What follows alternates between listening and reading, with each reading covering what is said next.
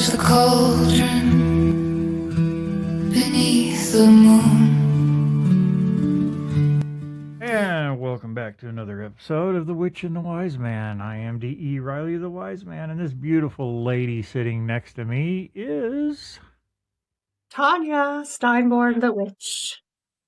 I catch you off guard with that every time. I'm like, who am I? Such a complex question. I didn't know there was going to be a test. That's right. Okay, this episode we're going to do something a little different, a little fun. And this is something that Tonya and I have been interested in, have shared our interest back and forth for a long time now, a long time. But lately, and recently, here where I live in Northeast Ohio, we have had an outbreak of Bigfoot sightings. We have had like 9 in just the past week, all in the same area, all around the same spot. So we're going to talk about Bigfoot a little bit tonight. We're going to talk about those sightings, but we're going to expand and talk about Bigfoot in general, our beliefs, our anything that we have come across concerning this. I have not had any personal experiences. I'm telling you this right now. I started studying Bigfoot back in 1970. I think it was 74. Yeah, when I was living in Northern California. I was living about 40 minutes from the Willow Creek area, where everybody has seen the home video, 8mm video of Bigfoot, the first one ever taken. I can't remember the guy's name now. It'll come back to me who took that. But I lived, just down the road from there, so we would go out Bigfoot hunting all the time. We never found anything, but it became kind of like the people I hung around with. We were all footies, what we called ourselves, and we like getting together, talking about it, showing the stuff we've come across and things we've read and all this kind of stuff. So it became a huge source of interest. Now, whether you believe in Bigfoot or don't believe in Bigfoot, that's your business. I really don't care one way or another. I happen to, and I'll explain those here very shortly. But on the other hand, Tonya lives in Eastern Canada, and there has been a number of sightings up there also forever. It seems like your area is really heavy in it. Have you come across anyone, or run into anything that you felt weird about? Well, and I grew up like in Alberta and in the mountains, in the Rocky Mountains, and that's definitely Bigfoot lore there too. My dad actually used to tell us about a story. He had an encounter with a creature, and he was fascinated with the subject of Bigfoot. So I remember as a kid seeing a bunch of Bigfoot books in our library, and Dad talking about how he got a glimpse of this creature up in the mountains. And so it's just been something I've been interested in since I was a kid. Now, unlike if we were to talk paranormal and ghosts and all that, I have bazillion, experiences that we'll talk about another time. Sasquatch, the closest thing I've had is just a really odd feeling in the woods, and some strange knocking sounds high up in the tree. But that would be the closest thing I could think could have potentially been, but I haven't got a clue if it was or not. But and I used to run into that, also there in Northern California, because at that time I'm in my late teens, 17, 18 years old. And when you weren't in school, you were or working, you were running the hills. I mean, you were always up in the mountains, in the forests, doing something, camping or hiking or whatever. We were always outdoors. But it wasn't always, but it seemed like there were certain times you would go out there and there was just this weird feeling, like you said, you get that sense of somebody watching you, and you don't know why, and you can't see anything, you can't find anything, and everything seems to be normal, but is just that unsettling Feeling. feeling, you know? And that's as close as I ever came. Now, some people that lived up there, because it was a logging community, that was the main trade up there. You talk to some of the loggers, they were not afraid to tell you about stuff they ran across in the woods, and they would run across either a shadow they couldn't make out what it was. Some of them had plaster casts of footprints, that are sitting on their mantles in their houses, stuff like that they came across. So that it was really fascinating. But you start looking into the history of Bigfoot, and it goes back forever. I mean, Yeah. since time began, there's always the Native Americans. I don't care which ones they are, which tribe it is, or where they were located in the United States, always had stories of these large, hairy humanoid creatures. Yeah. All of them did. Yeah. So when does I don't know. When does fiction become fact or lore Yeah. become reality?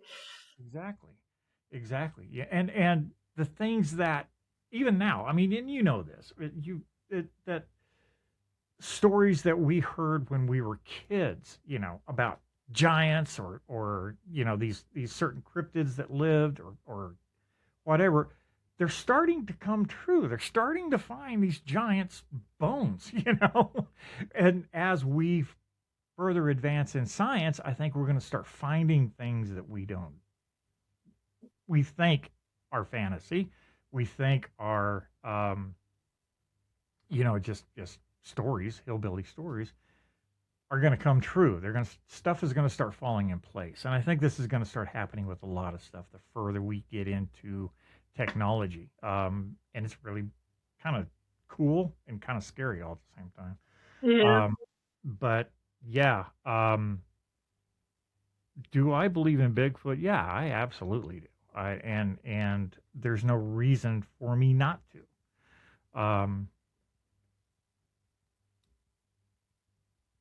I look at it kind of like, I don't know if you've ever heard the story of Ishi, It sounds familiar.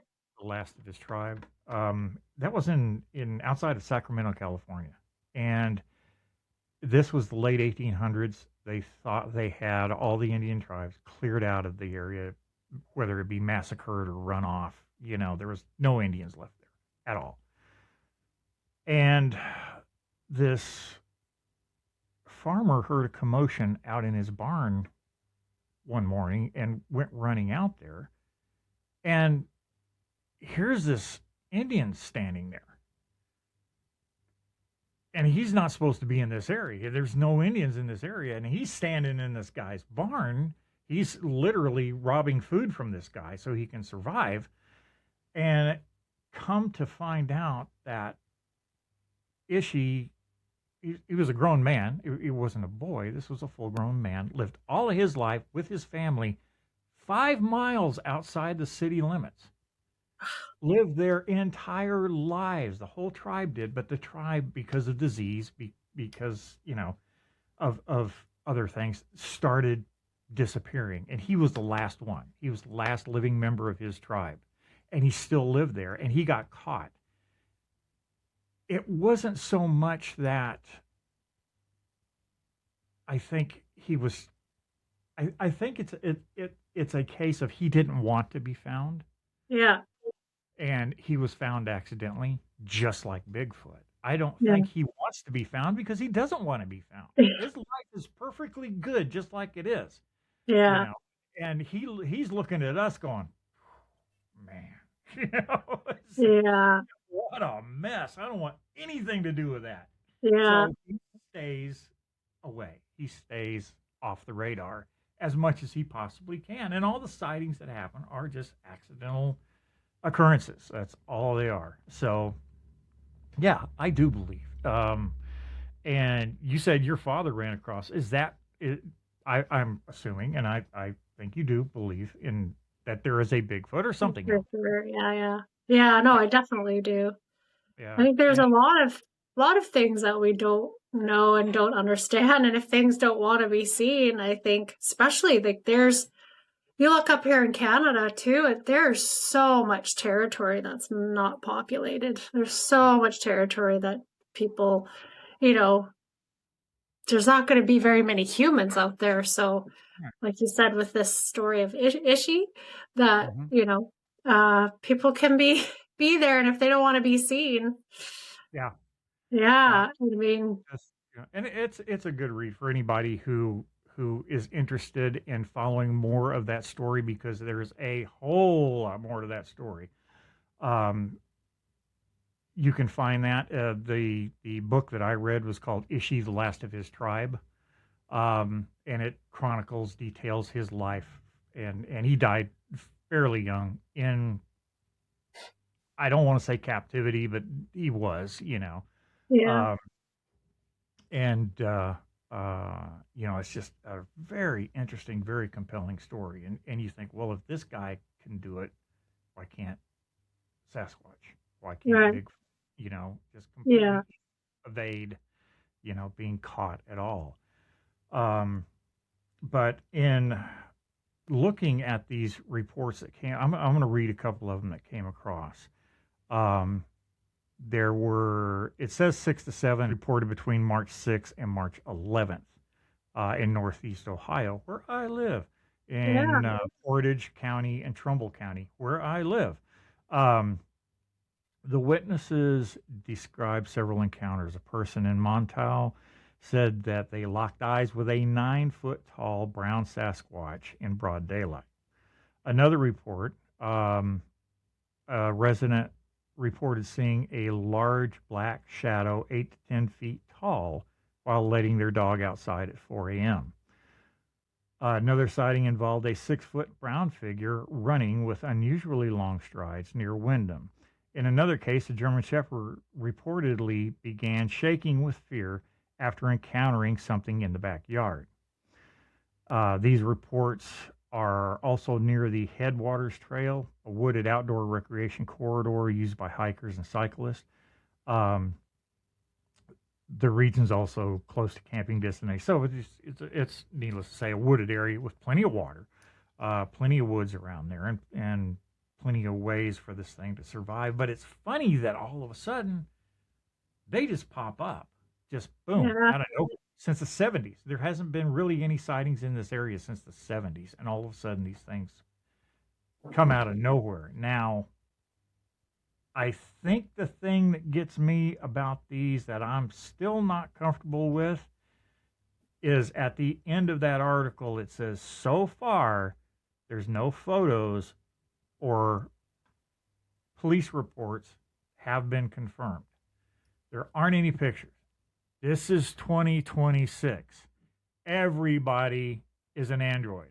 Everybody has one of these attached to their hands 24 hours a day, 7 days a week, and there's no photos. That doesn't sit right with me. And in a way, I can understand, because I've had things happen. In funny story, my neighbor across the street did something hilarious, and I died laughing. I was watching him through my front window, and I completely lost it. I fell on the floor laughing. It was so comical. And the first thing I thought was, why didn't I have my camera? And it was right, sitting right beside me, right right. beside me. Why didn't I film that? That was hilarious. But yeah, it can happen. And Well, but people get, imagine being scared in that moment, how you'd be like, you wouldn't think to get your phone if you're like terrified in that moment. Like, right. I could see how people would freeze in those situations and not, I mean, I've been super engaged in what I'm doing in the moment. And then, like you said, with your story with your neighbor, and then you're like, oh, why did I grab my phone? Yeah, yeah, exactly. And that's just human nature, I guess, is And it's probably happening rather quickly too, right? well, Like, yeah, it's only a few seconds. And I mean, if you're letting your dog outside at 4 a.m., you're not going to be carrying your phone with you. I mean, I wouldn't. I don't no, want anything to do with my phone at 4 a.m. Um, But in going back, I mean, recorded sightings go back to, I found one from 1811, Wow. uh, where explorer David Thompson reportedly found large, mysterious footprints in the Canadian Rockies. Yeah. In 1884, a British colonist newspaper article reported the capture of a black furry beast in British Columbia named Jacko. Have you heard of that one, Yeah. Jacko? Yeah. Uh, in 58, the term Bigfoot was coined after loggers discovered large footprints in Bluff Creek, California. Again, about an hour from where I lived. Um, Patterson, because that's the next one. In 1967, the famous Patterson film was shot in Northern California at Yeah. Willow Creek, cementing the modern visual image of the creature. So those are four big substantial sightings, um, and it's like I cannot believe that this thing doesn't exist. I can't bring myself to that because you've been out in the middle of nowhere.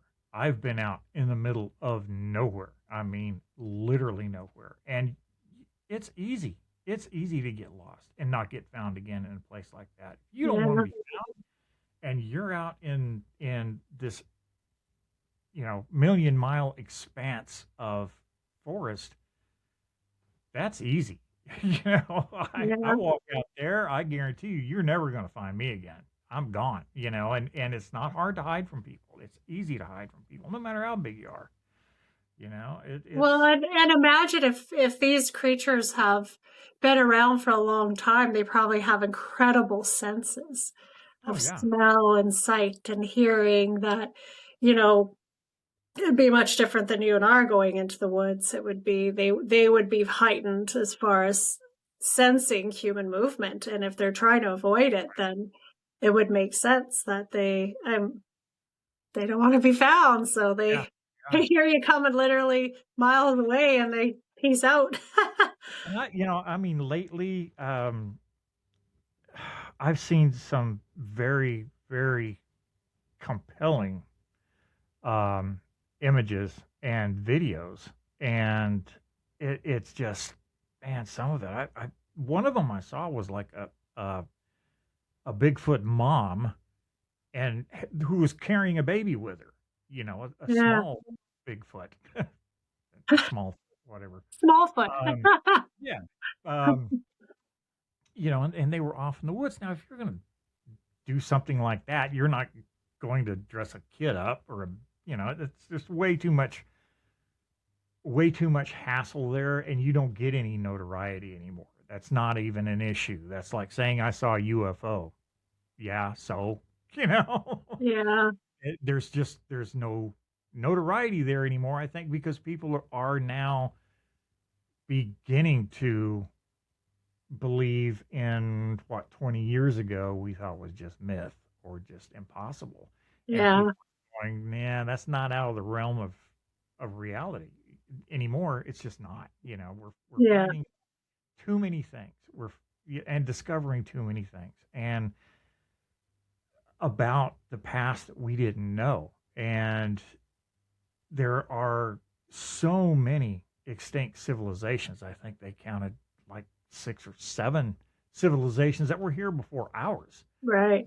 that they're starting now to find history of and finding evidence of. And so why isn't this one of its own? That I firmly believe it's out there. And what incredible intuition this thing has for where it lives. And like you said, the ability to the brains, the smarts to outdodge us, to stay out of our way, to live its own life peacefully, comfortable. I envy it.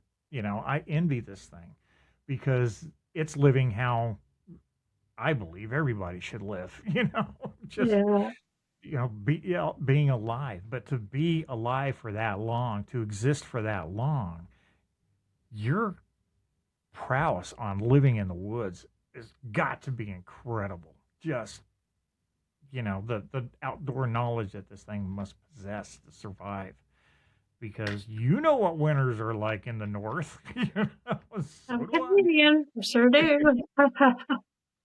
So I guess my question would be to you is so what do you think Bigfoot is? Do you think it's like an ancient ancestor that's branched off during evolution? Do you think it's an interdimensional being that's coming in and out? Like there's a lot of different theories. Which one do you lean towards? For me, I think it is just what it is. It's its own creature, its own entity. Yeah, it may be an offshoot of humans, an evolutionary offshoot of humans.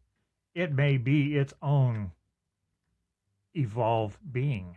Um, Honestly, I kind of lean towards that.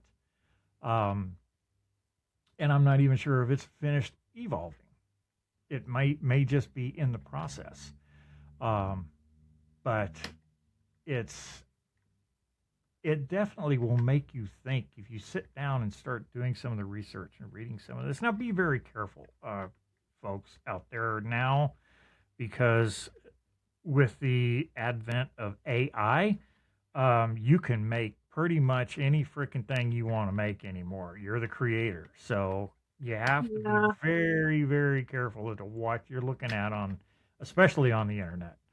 Um, there's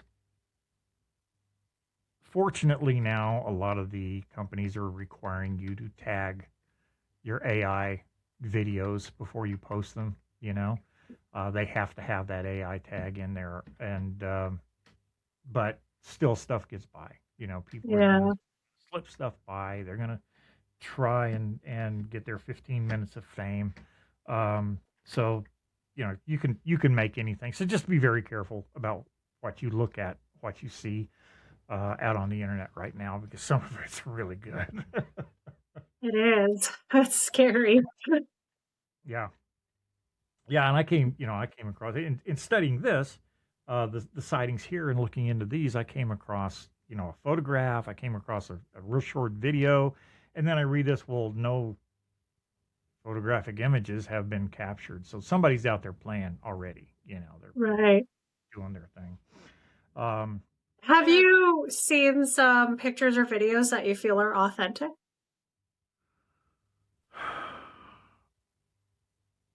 the again, the Patterson film, I believe is authentic. Yeah. They've done the measurements. I've been right there where that was taken. That part of Willow Creek right in there. I've been all up and down that area. Um, and the size guesstimates and the scale of everything down there. Yeah, they did confirm that this thing was like 8 feet tall. Its arms swayed differently. It does have muscular movement under the hair as it walks, as it Yeah. stride. You can see the muscles in the back. As it moves. They think it's a female. They're pretty confident it was a female because it does have breasts. Yeah. Um, so they, with that, I do believe that one was real. It was just so weird that it happened. The way that it happened, they just, like any other Bigfoot sighting, they stumble upon it. Their horses buck. They get crazy. Patterson's bucked off. He's got his 8mm camera and looks up, sees this thing, and just starts filming, as quick as he can. So yeah, it's going to be bouncy and not look, real good or real in focus simply because of the thing that he was involved in. But I've seen some pictures of him like peeking out through trees. Jeez. You really can't see it until you zoom in, Yeah. and then you see those eyes, just sitting there staring at you.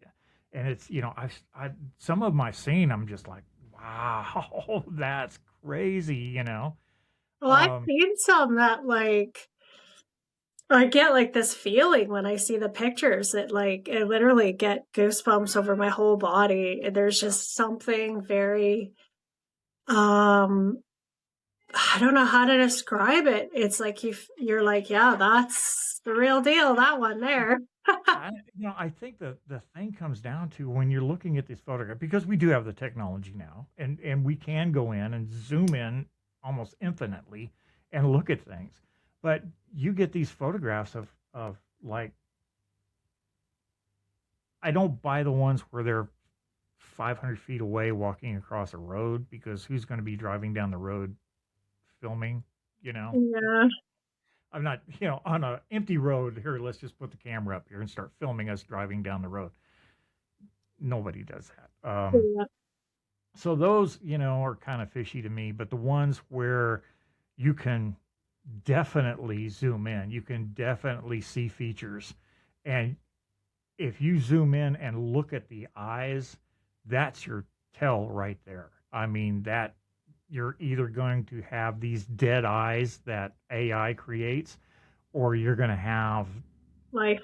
these Yeah. eyes Life. that you just I go, have "Ooh." life. Like Yeah. you said, chills. You get those chills when you look at it. And there's been a couple of them that I've tried to debunk, and I got the software to do this. That used to be the business I was in, was image editing and video editing, using computer software. So I can go in. Some of them are, they, why do I have 3 arms? Like the video I made with you. I was like, yeah, it's great, except for I have a third arm. I didn't even catch that. So, that shows you where I'm at. But, you start looking for different little tells that say it, shows you it's AI or it's not. But the eyes are a dead giveaway. I mean, if you've Yeah. got a picture where you can zoom in, and there are several out there, can zoom in on the, just the eyes. It's pretty scary. And what I'm going to do is, because these photos are common, they've been put out on the internet, they're accessed by everybody. I'm going to pull down a few of them and post them along in this video so people can see what we're talking about. Yeah, that's a great idea. Right over the top Yeah. of us, so we can just keep talking. But Yeah. yeah, it's Yeah, those ones, we were sharing them quite a bit last year. I remember back and forth those ones of them in the trees, and the guys was explaining like there's the eyes, and then you couldn't even see it till he pointed them out, and then you could see them move slightly and stuff. So it wasn't your mind playing tricks creating a humanoid, because our brains will do that. We will see faces in all sorts of things. But then they would move, and you'd be like, oh, those are the ones that gave me the shivers, because I was like, holy. There was one not too long ago, and I think I'm wanting to say it was in Colorado, but don't quote me on that. But the person was they were traveling by train, and they were going through the mountains, and the guy looks out the window, and they're in the middle of nowhere. I mean, nothing's around them for hundreds and hundreds of miles. Yeah.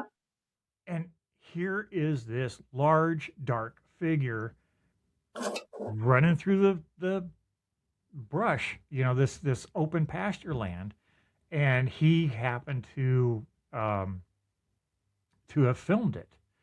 And I don't know if he showed it to the conductor, or he showed it to somebody. I can't remember who it was now. I have to go back and look up the story.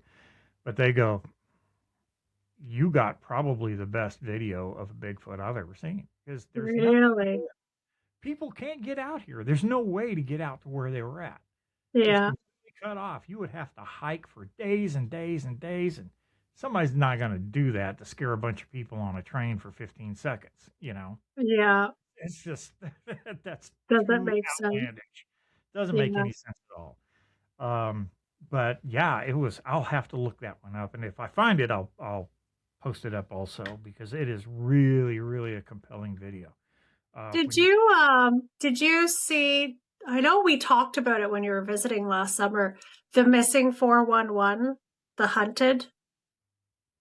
I think we tried to look for it, and I couldn't get it on my streaming services. And yeah, I remember you talking about it. I have not looked it up. I need to make a note too. They have some of the it was these hunters from the 70s who have some of the most compelling evidence I've ever seen or heard. And they would go up, way up. They had this camp they had to take horses and hike up for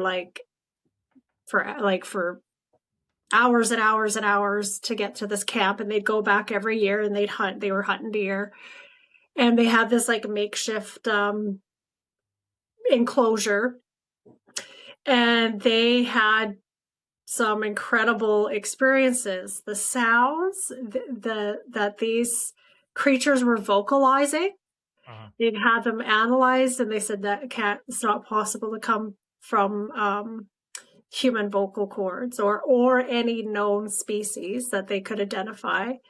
And they had several encounters with these creatures when they would go back. Every year they would have these encounters, and it was the most compelling. Even watching, I've seen it several times, and I'm just like goosebumps all over, because I'm like, and there was a lot of like kind of paranormal, like strange lights that would happen at this time. That they would, there were smells, there was a change in the atmosphere, there was often like some type of weather event. Like there was all these things that kind of, for me, started to make me wonder. I wonder if these are interdimensional, and they pop in and out because of some of this information that this show was bringing forward about these experiences. Because it was called Missing 411. The first one is about how people go missing in the parks, and there's all these strange occurrences in these national parks. Right. And then the second one was The Hunted, and it was talking about how these hunters disappear, or like no trace, and these are people that know the woods. And then there were stories of, these beings on this show that was just compelling. I tell you, if you're interested in this topic, probably the best show I've seen on it. It's called Missing 411. Yeah. So there's two of them. The first one is about how people disappearing in the national forests. The second one is Missing 411, The Hunted. And that one's all about hunters. And then it has this, and these are like guys, old hunter guys, that you're like, there is no way these old guys are going to be making up a story like that. And they didn't tell anybody for decades about what was going on. And that is such a common occurrence. I mean, up there in Northern California where I lived, I was a little over an hour from Mount Shasta. And Shasta is notorious for weird shit going on up there. I mean, notorious, if that's a word. Yeah. And, there has been, I don't know how many times people have gone up there. They know the area. They're from the area. They don't have any problem with it. They go up to Shasta to go hiking, and they had never seen again. Just completely gone off the face of the earth. Yeah. And that happens quite often up there. And, there's all kinds of weird shit happens. Go look up Mount Shasta mysteries sometime. You can look it up on the internet. It goes on and on and on. It's unbelievable. So, yeah, there's just so much in our world, in our universe, that we have closed our minds to. And I think a lot of the Bigfoot is not that. I think that people don't want to believe because it scares them. It's not, very settling to think that there's some gigantic monster roaming around in the woods, and we don't know what it is. We can't capture it. We haven't found bones. We haven't found hair. We haven't been able to locate anything, except the occasional footprint, the occasional photo, and the occasional story. Other than that, there's no proof. Well, why would people be doing this? I mean, you're not getting really any notoriety anymore, especially this many. When you have 9 sightings inside of a week in just this one area, that's not 9 different people making shit up. I mean, they just I just don't buy that. There just not isn't the interest anymore in creating the sensationalism. Yeah. No, the motivation really isn't there. Yeah. They're like, what would the motivation be? Like, they're not getting any financial gain from it. They're not getting notoriety at this point for these types of stories. So there's really no gain for somebody to make this stuff up. So that, especially when you start looking at who's telling these stories, like I was saying, these encounters that these hunters were having, like these were good old boys. These guys are not, they are not the kind type of people to be telling wild stories of beings that were kind of trying to scare them off type. Like they didn't talk about it for a long time. So it just really makes you, you question a lot of things about our reality and what we know and what we don't know. And the thing too is like whatever these creatures are, there's not, from my knowledge, stories of them attacking people. They're more about just getting the hell away from us. Now, there's been there was one story that I came across years and years ago about someone said that they had been kidnapped by a Bigfoot and held Oh, hostage. I didn't put a lot into it, simply because it just seems so weird. That it's trying to stay away from everybody. What's it going to do with you? Why is it? right. Like, why are you so special? Yeah, why are you so special that it's going to take you back to its cave Yeah. where it shares a meal with you and watches Monday Night Football or whatever they did, and then let you go? I mean, so yeah, that didn't sit well, with me, that story. So Fair enough. Yeah. but like you said, there's no recognition to be had in this. These photographs that I talk about, the videos that I talk about, I had to look up the name of the original video because frankly, I don't think it's anybody really gives a shit that much anymore. They could care less. Okay, it's living out there. It's doing its thing. Whatever. We'll just let it be. I don't think there's any act, and even the Bigfoot TV shows that used to be on are falling away. They're going away because it's the same stuff over and over again. They don't find anything. They may find a pile of sticks. They may find a rock thrown in the woods or hear some weird noise but that's it. That's all that's ever happened. And they keep week after week coming back with more episodes of nothing happening. People are going to start tuning out. They want proof. They want to see things. 50 years ago, UFOs were a myth. Now they're having congressional hearings on UFOs. Yeah. And they have reputable, Air Force and naval pilots coming forward and saying, "Yeah, we saw this," and commercial airline pilots saying, "Yeah, we saw that. There's something there. We don't know what it is, but there's something going on." So things are coming to light. Things are starting to. So what do you think could be the possible connection to why these sudden, as of March 2026, this like cluster of sightings? Like what would be, like, why? What would be the significance of that, or All of a sudden, all of a no- sudden?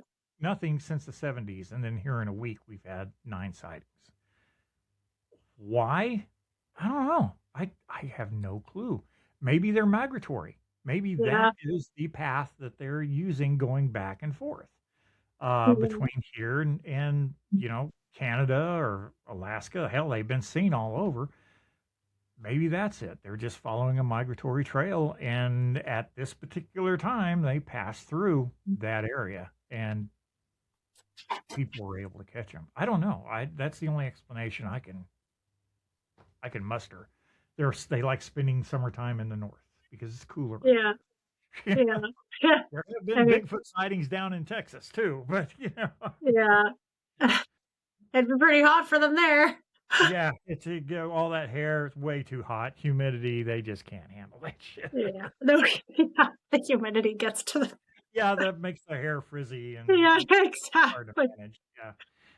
I just gotta scooch my cat. He's scratching at the door. It's driving me crazy. Oh, sure. Go ahead. But yeah, that's it. Like I said, I will post whatever I can find, some pictures, videos that I feel are um, Legitimate. legitimate. Thank you. Yeah. And we can go from there. So look forward to seeing those. If you're listening on audio, you can find the video of this podcast on YouTube or Spotify under the same name, The Witch and the Wise Man. Either place, we have both.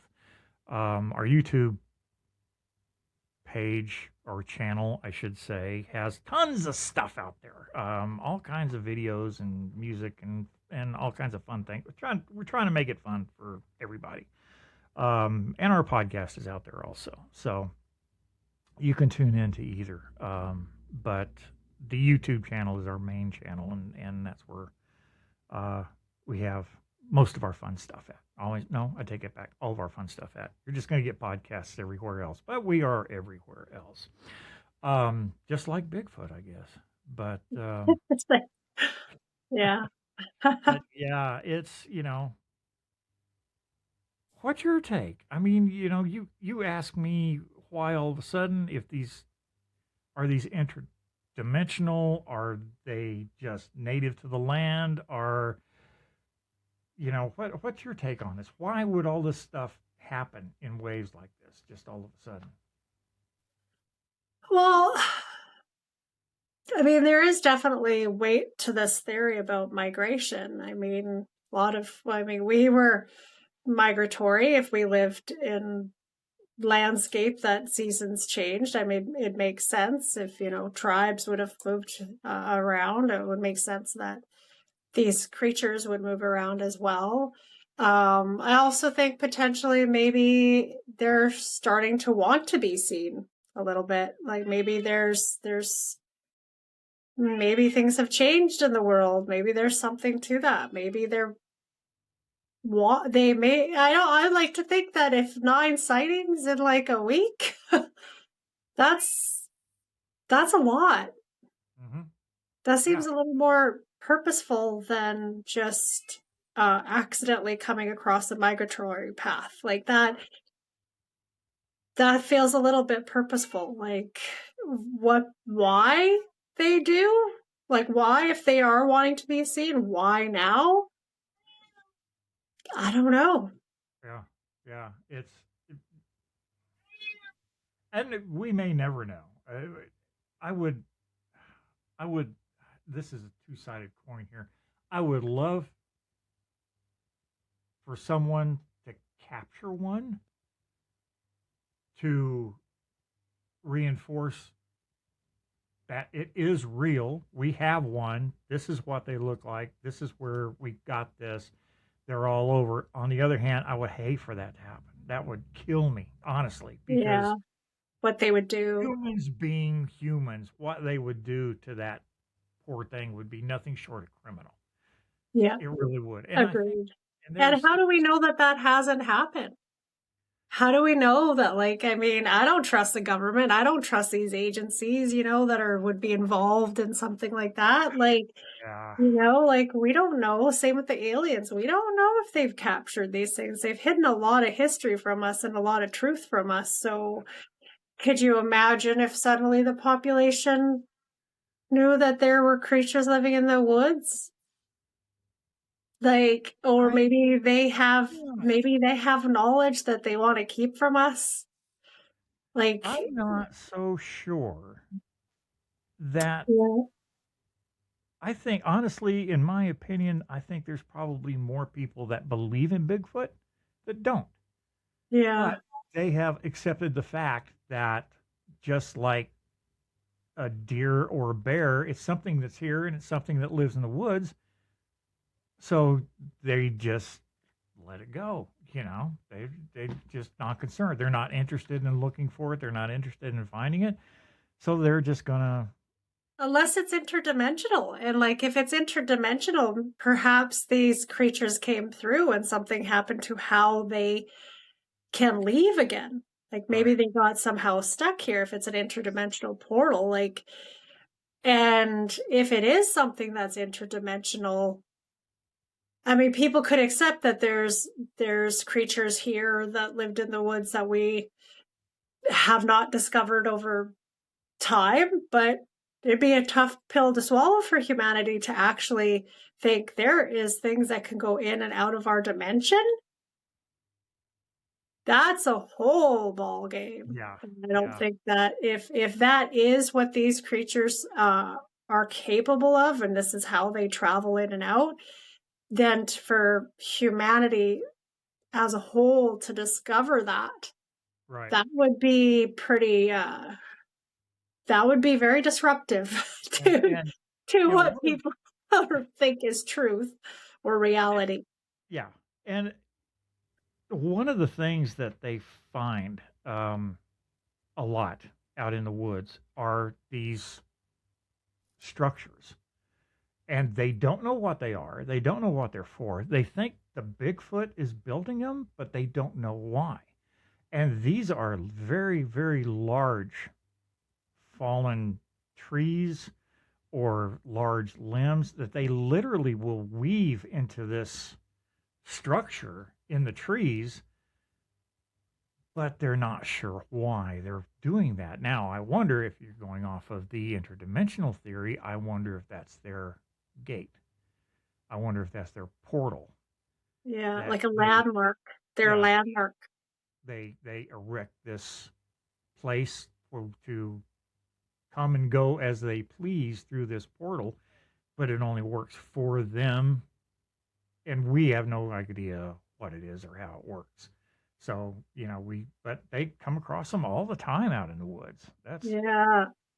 And it's not something that's fallen. The way these things are woven together and set up, it's not a tree fall by any means. It's a definite, uh, you know, uh, intentionally built structure.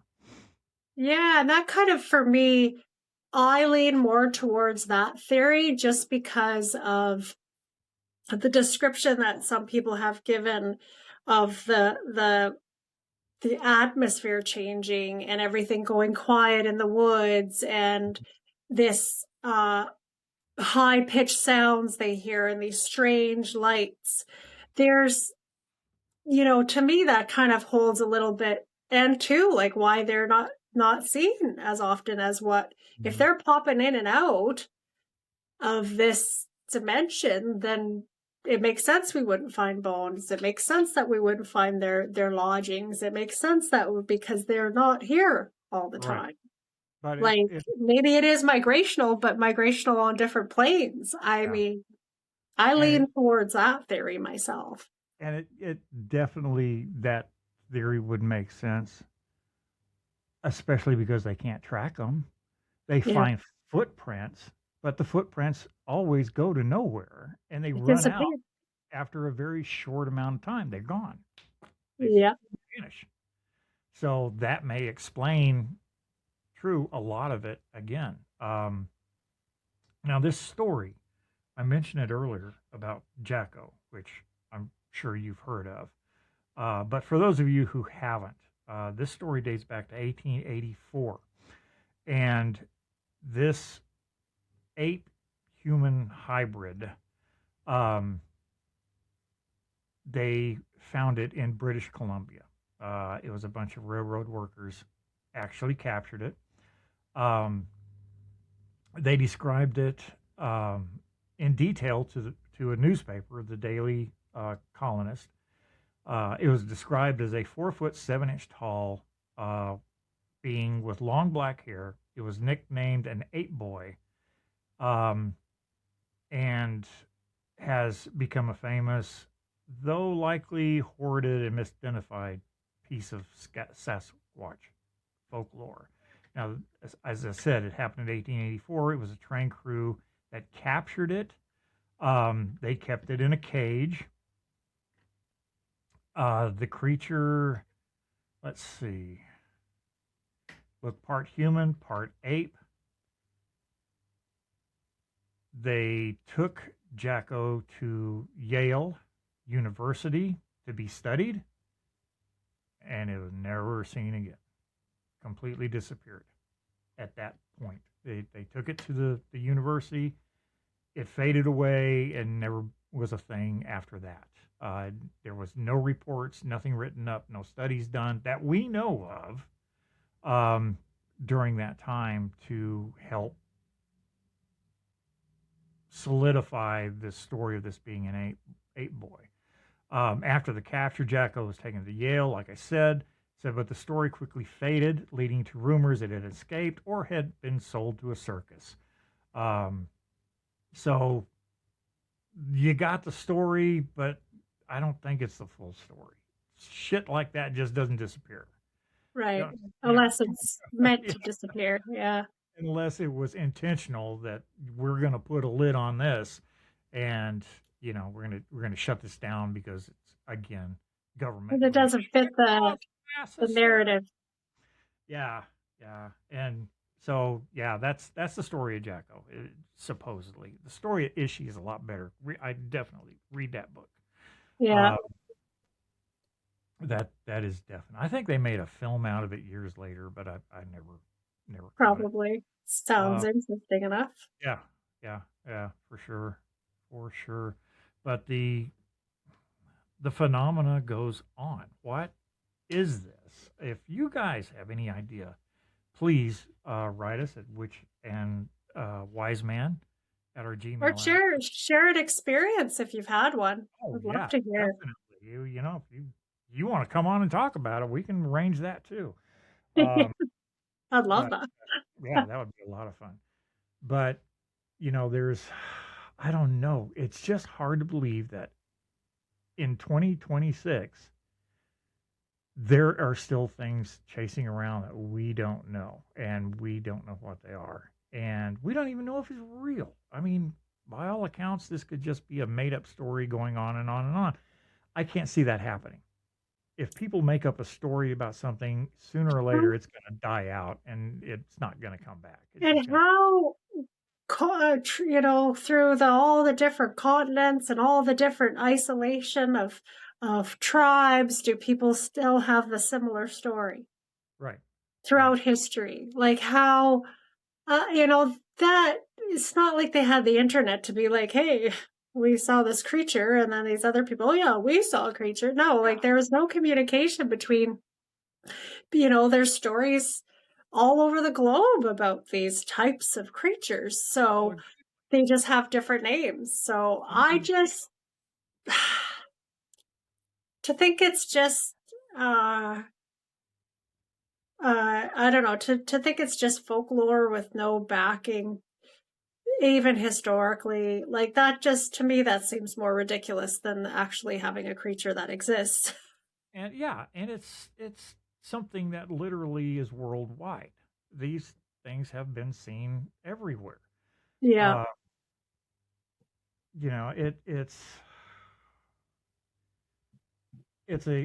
I would really want to get to the bottom. I really want to find out if there is or not. But it's like you said, how is it that people all over the world from different regions who never communicated before have the same story? Yeah, that falls under the same line as dragons. How do people from every civilization ever created since the beginning of time have a story about dragons, yet these people have never met each other, never knew each other existed? Yeah. They have the same story. How is that possible? Is that real, or is it a myth? Are we misidentifying dinosaur bones when they should be actually dragon bones? Yeah. Where is that line drawn of myth and reality? Because the two are intertwining at a phenomenal pace right now. Like I said earlier, what they said wasn't real 50 years ago is turning out to be real now. What was just made up is turning out to be real now. And you even get into the business of the paranormal and doing ghost investigations. If you've ever been on one, a really good one, you're going to be a believer when you walk out of there. You're going to go, yeah, I saw that with my own two eyes. And you have the proof. I have proof, Yeah. shared experiences. So Yeah, and still people won't believe it if they don't want to. Like, and that's what I always say. Like, if people will convince me, it's like I'm not in the business of convincing anybody about the paranormal because I don't care if you believe it or not. I literally don't care. I know it's true because I've had experiences. And the only thing that separates non-believers from believer is an experience. That's it. exactly, exactly, and it's as we talked about in the last episode. Well, you show me proof that ghosts are real, or you show me proof that Bigfoot is real, or you show me proof that dragons are real. Okay, well, you show me proof that Jesus is real and God is real. You don't have the Yeah. proof. All you Yeah. have is the belief. That's It's it. belief. Yeah. And it's you can either I'm like you can either choose to believe this or not. I don't care. I'm not going to lose 1 minute sleep whether you believe this or not. Not a single minute sleep. Yeah, I know the things that exactly. I've saw. I know the things that I've seen. I know the things that I've come across. Have I seen Bigfoot? No. Have I seen signs? No. Have I discovered anything in all my time spent out in the woods in Northern California or Nova Scotia or Ohio? Nope, not a thing. Not a thing. But I've listened to the stories and they go on and on and on from literally ever. Excuse me. Yeah, but like to be fair, for myself, even like I mean, other than when I was young and we were camping out in the backwoods in BC, in the mountains, I mean, there could have been Bigfoot there. We were taking mushrooms and tripping out, so who the hell knows? But other than that, I don't spend a lot of time in the backwoods. Uh, Oh, yes. to be young. Yeah. Yeah, be young and dumb. I was there. Yeah, I lived through it. We're the survivors of that. yeah. But Exactly. But like, I mean, other than being in remote areas, that honestly, I haven't spent enough time. There's a lot of animals I've not seen that I know exist. Like, yeah, there's a lot. Like you even look at bobcats or lynx or like these types of creatures that are nocturnal too. Like I've I never haven't seen seen a lot of animals I know exist here. I've never 'Cause seen an elk or a moose in the wild. Never. Really? Yeah, never have. I've seen deer, lots of deer. I've seen Wow. bobcats. I've seen mountain lions. I've seen all kinds of animals in the wild, but I've never seen an elk um, Well, or a that's because moose. we'll have to go next trip you come to Canada. We'll have to go back home to Alberta, and you'll see moose and elk there. That's for sure. Oh, that'd be cool. I'd enjoy that. But yeah, Yeah, and like I said, I grew up in the woods, yeah. in the woods, so I've seen all kinds of animals. But I mean, that even shows you right there. Like you're familiar with being in the woods. I'm familiar with being in the woods, and there's lots of known animals I have never actually Yeah. seen with my eyes. So I know they exist.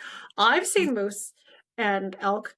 You haven't. You've seen probably creatures I've not seen or animals. So why is it so out to left field to think that there is a very intelligent creature that exists in very remote areas that we haven't really seen other than a few people having encounters, and a lot of those times it's chance encounters or it's people like working in the woods, like those loggers and stuff like that.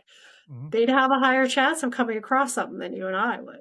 Sure. And like I said, all the times I spent out in the woods, I saw a bear once.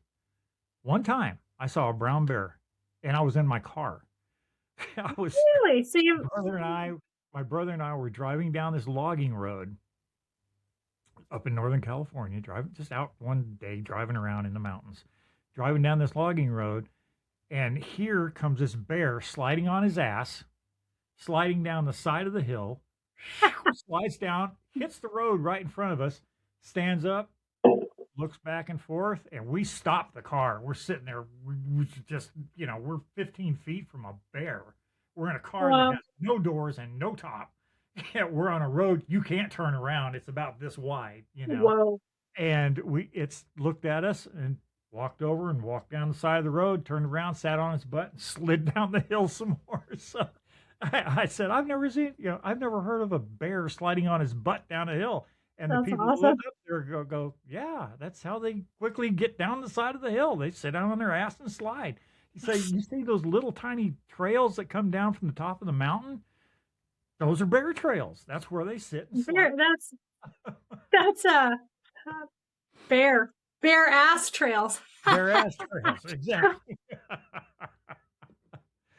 All right. Well, listen, one thing that I do want to say, we're about out of time here, but one thing I do want to say, if any of you out there have encountered a Bigfoot, especially those in Ohio right now, one of those that I would like to talk to somebody who just recently witnessed this, please get a hold of us.